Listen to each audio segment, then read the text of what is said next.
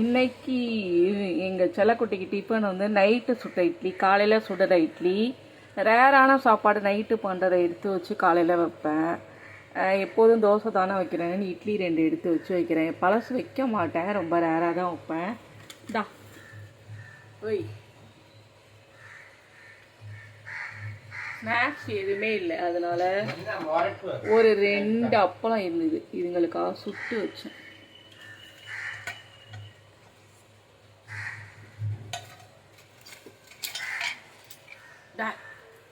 எடுத்து இட்லி எடுத்து போட்டா அப்பளத்தை தூக்கி போடுறோம். இன்னும் ஒன்று பிரச்சனை.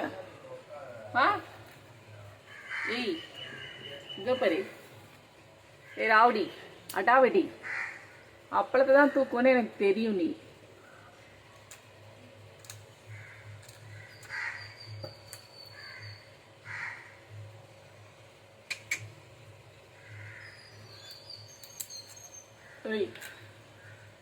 எடுத்துட்டு போ.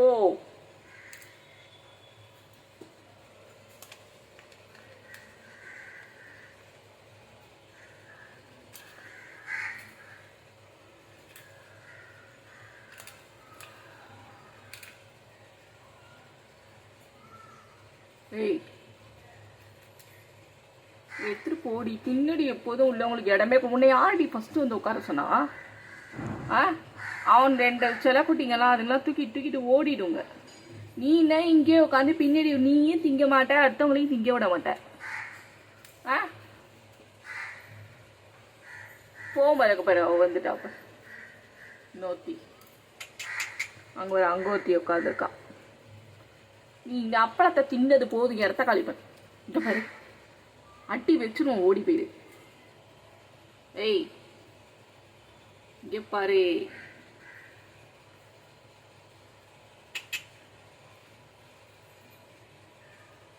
எடுத்துட்டு போயிடு.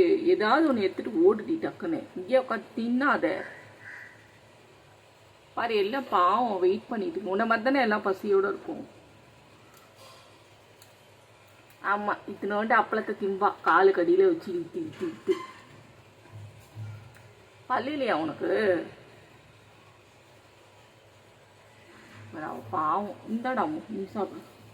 இட்லி சாப்பிடு. சாப்பிடு. சரி, ஒரு அப்பளத்தை கொடுப்போம். இந்த பக்கம் இருந்துட்டு விட மாட்டேங்கிறான்.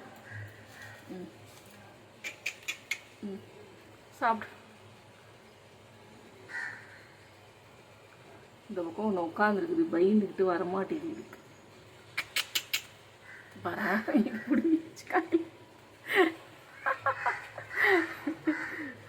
நீ ஏன் என்ன பண்ணா தேவலாம்?